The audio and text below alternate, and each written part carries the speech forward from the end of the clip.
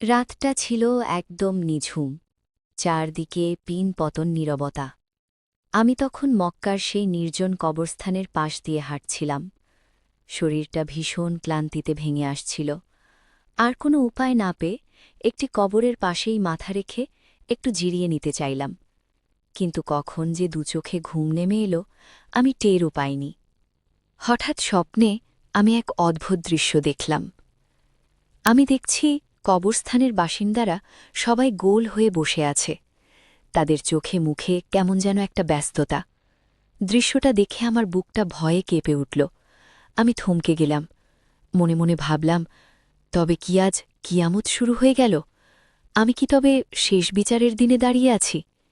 আমি কাঁপতে কাঁপতে তাদের জিজ্ঞেস করলাম, আপনারা সবাই এভাবে কেন বসে আছেন? কিয়ামত কি তবে শুরু হয়ে গেছে? তারা আমার দিকে তাকাল। তাদের একজন ম্লান হেসে উত্তর দিল, না ভাই, কিয়ামত এখনো শুরু হয়নি। তবে দুনিয়ায় বেঁচে থাকা আমাদের এক ভাই আমাদের জন্য এক বিশাল উপহার পাঠিয়েছেন। তিনি মন থেকে একবার সূরা ইখলাস পাঠ করে তার সওয়াব আমাদের নামে হাদিয়া করেছেন।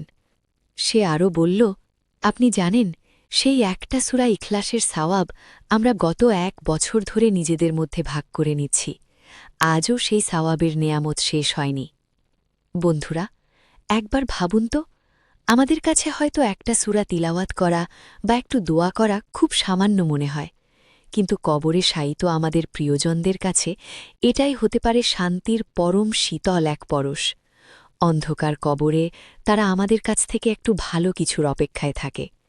হয়তো আপনার বাবা, আপনার মা কিংবা আপনার কোনো কাছের মানুষ আজ সেখানে একা শুয়ে আছেন। তারা আমাদের কাছে টাকা পয়সা চান না, বাড়ি গাড়ি চান না। তারা শুধু চান একটু দোয়া, একটু সাদকা কিংবা কুরআনের ছোট্ট একটি আয়াতের সওয়াব।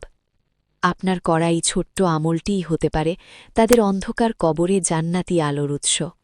তাই অনুরোধ করব, প্রিয়জনদের ভুলে যাবেন না। এই ব্যস্ত জীবনে মাঝে মাঝে দুহাত তুলে তাদের জন্য ক্ষমা চান। সবশেষে একটা কথা মনে রাখবেন, আজ আমরা তাদের স্মরণ করছি, তাদের জন্য দোয়া করছি। ঠিক তেমনি একদিন আমাদেরও এই মাটির ঘরে চলে যেতে হবে। সেদিন হয়তো অন্য কেউ আমাদের এভাবেই দোয়া দিয়ে মনে রাখবে।